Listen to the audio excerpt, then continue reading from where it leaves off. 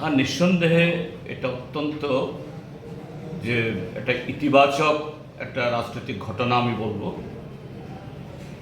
অবশ্যই যে সংবিধান মঞ্চ তৈরি করে যারা বামপন্থী সমর্থক এবং কংগ্রেস দলের সমর্থক এই আইনজীবীরা তারা জোরবদ্ধভাবে লড়েছেন এবং লাগাতার সম্ভবত এটা চতুর্থ জয় 2018-র পর ভারতীয় জনতা পার্টি আরও বহু সংস্থা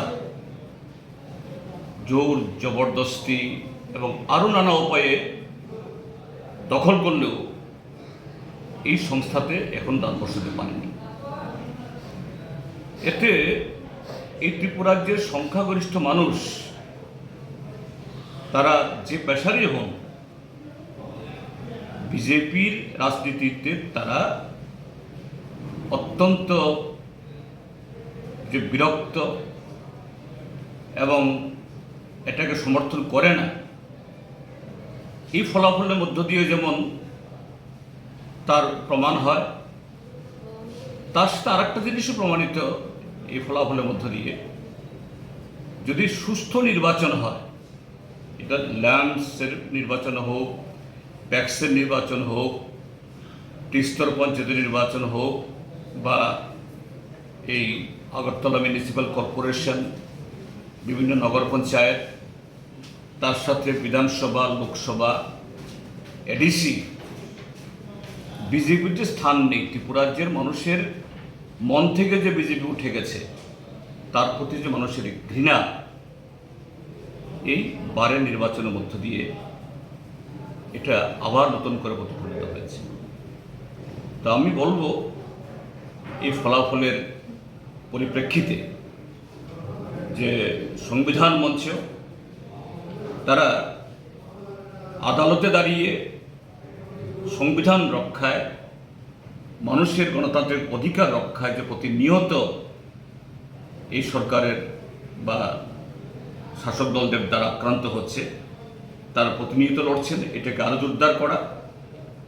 তার পাশাপাশি ত্রিপুরার যে গণতন্ত্র পুনরুদ্ধারের জন্য এরকমভাবে যদি ঐক্যবদ্ধভাবে যদি আমরা সমস্ত ক্ষেত্রেতে আমরা একসাথে নামতে পারি, তাহলে এই স্বৈরাচার বিজেপি এবং তার সহযোগী ত্রিপুরা মথা ইউপিএফটি এদেরকে পর্যদস্ত করা সম্ভব। এটাকে মাথায় রেখে যেন সমস্ত গণতান্ত্রিক সংগঠন আগামী দিনের জন্য তৈরি হয়, এটাই হলো আগামী দিনের একমাত্র রাস্তা এবং এটাই সে পথ দেখাচ্ছে।